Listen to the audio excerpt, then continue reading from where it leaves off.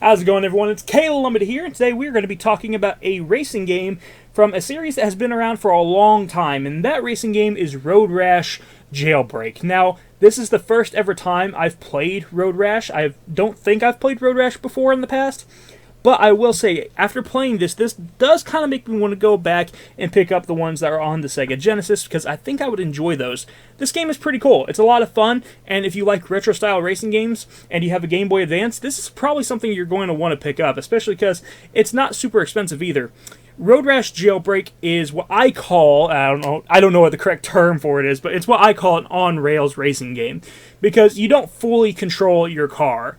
You know, you can hold down the accelerate button, but the screen will still kind of like move on its own, and you just kind of like tilt the car in the direction you want to go. It's not a full-on racing game where you have full control of the car. Like, yes, it is a racing game, but it's on rails. That's the best way I can describe this type of game. I think a lot of people just call them arcade racers, but when I think of arcade racers, I think of more stuff like Burnout and stuff like that these days. But this is like an old school style arcade racer. I guess that's another way you could describe it. But it's really fun. I actually really like it. You get to select one of a few different characters, and you get to go through what's called Wild Race. There's an easy mode and a hard mode, and you get to go through a bunch of different tracks, and you fight 3 other racers at one time. And your job is to basically survive and get to the end of the race in first place. You can punch the other racers. You can pick up power-ups from crates, and these crates have a lot of different power-ups.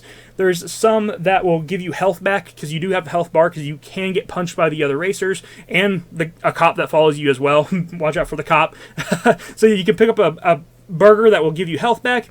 You can pick up these flames, and you can drop these flames behind you, and it can make the other racers like completely just fall off their bike and wipe out. You can get stuff that will like upgrade your main melee attack. So there's a lot of different upgrades you can get from these crates, and it just adds more chaos to the mix, and it's a lot of fun. I really like it. And the characters do have their own stats and stuff, and you can collect money while racing, and that money will go towards upgrading your character over time, which is pretty cool. I actually really enjoy this game. On easy mode, it's still gives you a little bit of a challenge, and I'll be honest, when I got to the hard mode and I played through it completely, it didn't really feel too much different than easy mode. It kind of felt like almost the same, so I didn't really notice the difference in the difficulty, if I'm being completely honest.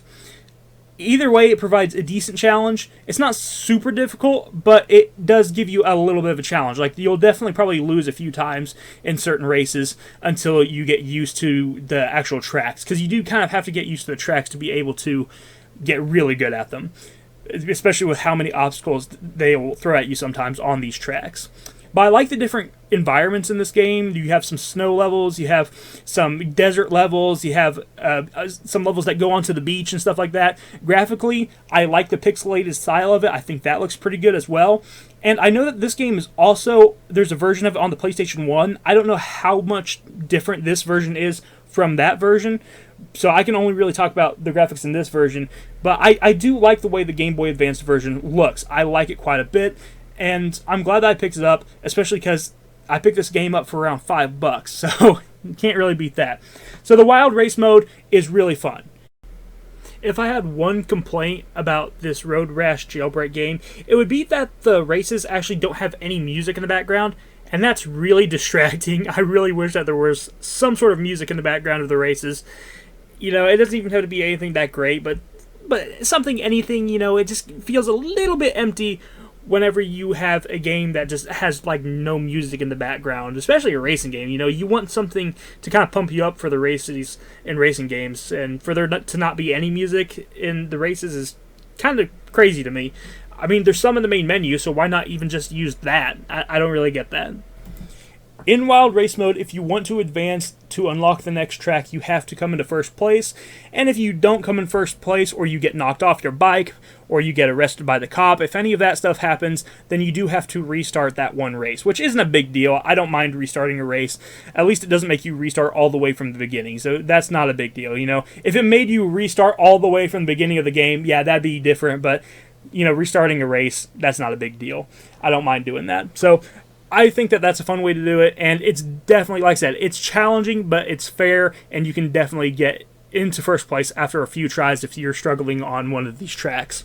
Now, there is another game mode I did want to talk about called Cop Patrol, and I thought this was kind of interesting because it basically lets you play as the cop. And I like it when racing games do this. There's some other video games that do this.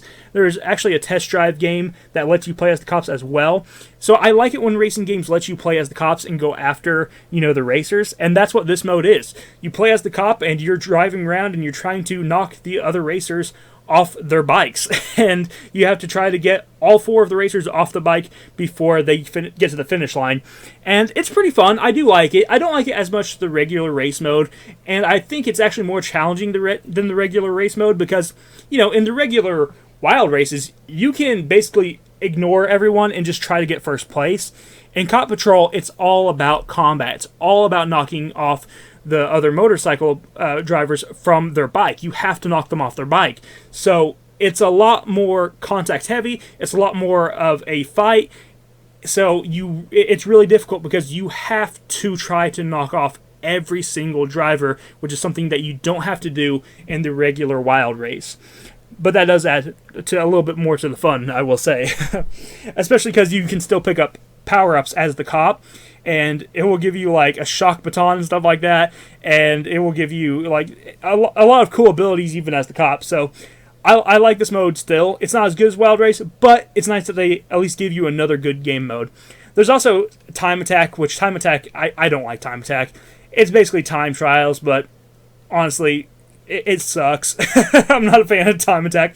However, Wild Race and Cop Patrol are what I really enjoy in this game, and I think that that's enough for me to say that this game is worth picking up and playing if you can find it for a fair deal.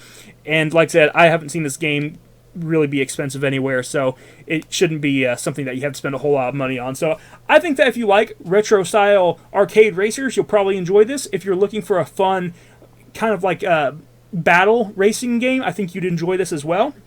And honestly, this game makes me want to go play the other Road Rash games, so hopefully I'll be able to find those eventually for a price that's not ridiculous. So I do like this game quite a bit, and I am interested in checking out the PlayStation 1 version eventually too, and seeing how different it is from this Game Boy Advanced version. I've seen kind of how the graphics look compared, and there's definitely a difference graphically, of course, so I'm interested to see how the PlayStation 1 version is.